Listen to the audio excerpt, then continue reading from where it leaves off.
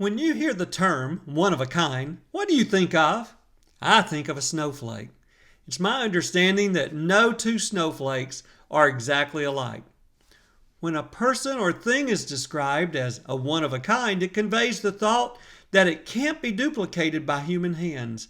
It's unique and can't be copied.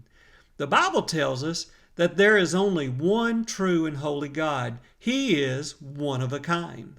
When people doubt that God is one of a kind, they communicate more than what they realize. For example, if there were more than one God, and if our life depended on these gods to act on our behalf, which God would we turn to? Which God is the creator, or did God create anything at all? Perhaps man created God. When you doubt that God is one of a kind, you call into question His ability to do anything, including determine your path in life today and your eternal destiny when you die. Additionally, the doubts of people will not change the fact that God is God and He is at work to bring about His plans, whether we believe He is the one true God and holy God or not. We were reminded last session that chapters 40 through 66 of Isaiah is future focused when the people of God would be in exile. Isaiah is foreseeing Israel and Judah's life after the destruction of Jerusalem by the Babylonian Empire in 586 BC. Many of the survivors would be carried into captivity and forced to settle outside the city of Babylon, where they would dwell for approximately 70 years. To the captives, or those facing captivity, since all of this would happen after Isaiah's ministry, it likely seemed impossible to believe God was in control and could save them and bring them back home. Yet this was exactly what God planned to do. We will be focusing on chapter 46 today. It begins with a reference to what was most likely a religious festival in Babylon known as Akitu.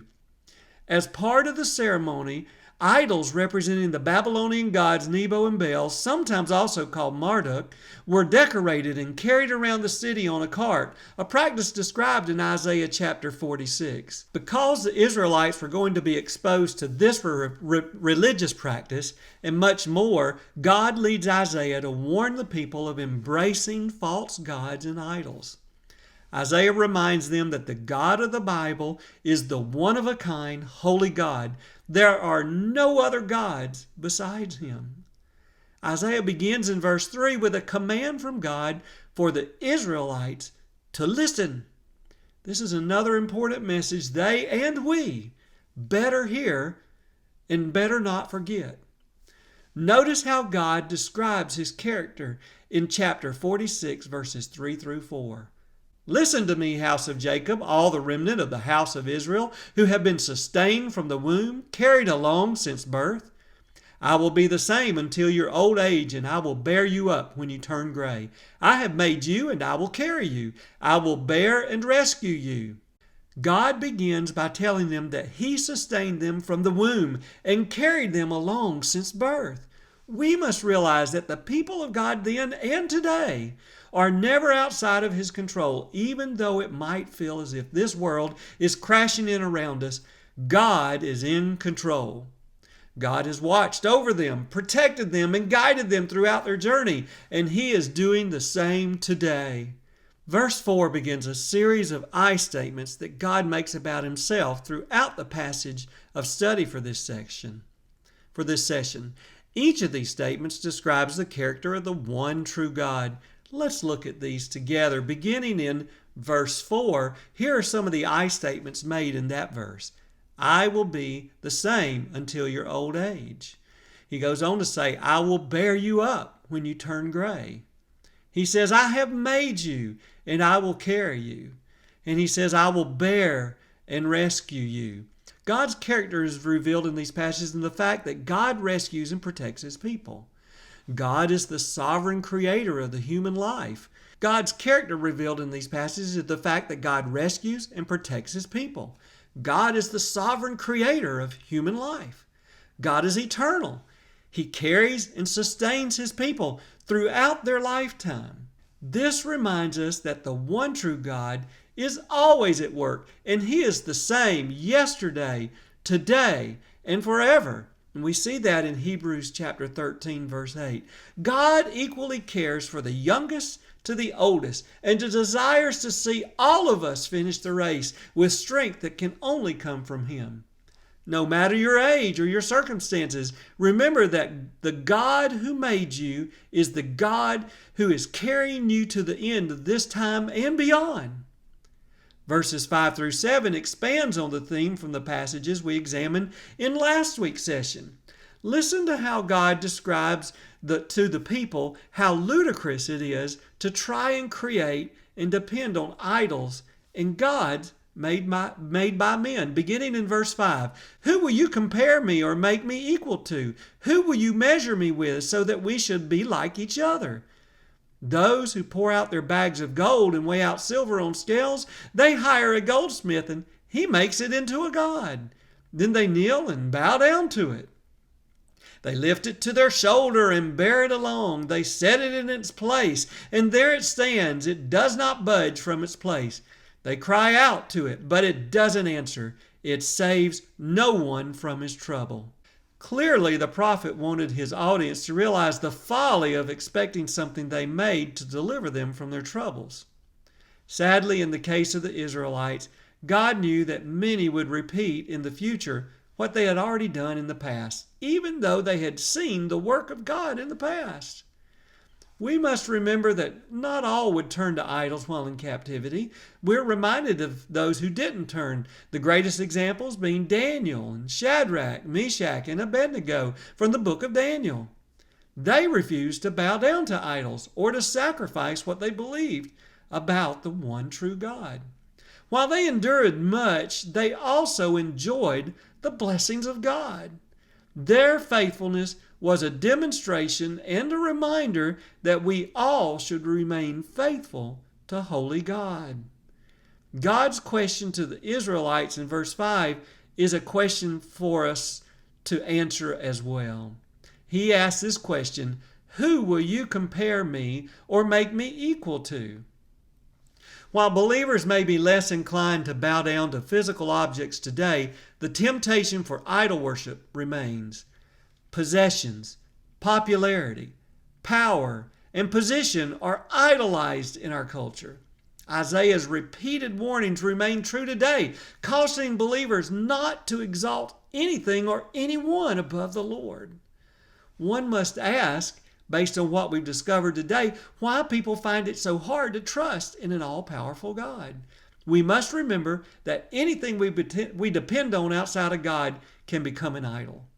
These things will always let us down because everything other than God is temporal. Isaiah then turns to reminding the Israelites of who God is and His character once again in verses 8 through 13. These are how they begin in verse 8. Remember this and be brave. Take it to heart, you transgressors. Remember what happened long ago, for I am God, and there is no other. I am God, and no one is like me. I declare the end from the beginning, and from long ago what is not yet done, saying, my plan will take place, and I will do all my will. I call a bird of prey from the east, a man for my purpose, from a far country. Yes, I have spoken, so I will also bring it about. I have planned it. I will also do it. And then in verse 12, listen to me, you hard-hearted, far removed from justice.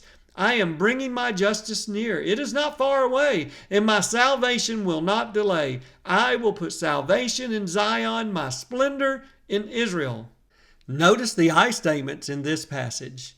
In verse 9, he says, I am God. No one is like me. God's history of providing for, saving, and delivering His people was undeniable.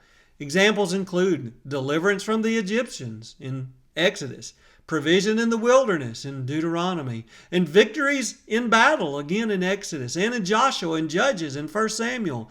God foretold the Israelites of future events, proving His reliability. In verse 10, God says, I declare the end from the beginning, and from long ago what is not yet done. I will do all my will. God is sovereign over time, and He is sovereign over His plans. His plans will not be thwarted. Then in verse 11, he says, I call a bird of prey from the east. I have spoken. I will bring it about. I have planned it. I will also do it. God does what he says he will do. God would overthrow the Babylonian Empire by using a vengeful instrument from the east of Babylon to conquer it. While not mentioned by name, this is a reference to Cyrus, the ruler of the Medo-Persian Empire. Medo-Persia was the far country to the east and south of Babylon. Cyrus was the ruler who conquered Babylon. After this conquest, he decreed the captives would return to their homelands. Ultimately, God had planned the events Israel would experience. Knowing this should have given the people in exile every confidence in their future deliverance. In verse 13, he says, I am bringing my justice near. My salvation will not delay. God is just, and in his justice, he will provide a way for salvation. It will not be delayed. We know that in the perfect time in history, God sent his Son, Jesus Christ, to provide for our salvation through his life, death, and resurrection. God told the Israelites to remember these things. Recalling God's works in our lives helps sustain and strengthen us in the present and gives us hope for the future. Recognizing God's consistent character and nature yields confident trust in his dependability. Throughout this passage, God also continually reminds them of their tendency to rebel. He does call them transgressors and hard-hearted, which is pretty tough language. Despite continued warnings, the people had continually rebelled against God's law and questioned God's delivering power. Instead of trusting in the promise-keeping God, the people of Israel looked toward man-made gods and solutions for their salvation. Just like the Israelites, believers today live in a culture and society that tempts us to idolize many gods, things, and people instead of the one true living God. Verses 12 and 13 reminds us that God promised to deliver and restore his people despite their repeated disobedience. God promised to deliver his people swiftly at a future time. God would once again display his glory among his people. This all points to the future hope we have through God's one and only Son, Jesus Christ.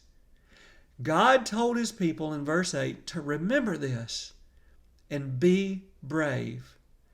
God's people were going to be going through a terrible time of judgment and experience some terrible difficulties while in captivity. They needed to remember that the God who created the universe made a covenant with them, delivered them, sustained them, blessed them, and guided them. He is the same one-of-a-kind God who would still be there during their captivity and would ultimately restore them. As believers, our hope is built on nothing less than Jesus. Jesus Christ, the Son of God, is the one who saved us, is walking with us, sustains us, and will eventually deliver us from all that we are currently experiencing. God is always at work, moving this world toward his ultimate plan of redemption, and we are a part of that grand plan. We should remember this and be brave.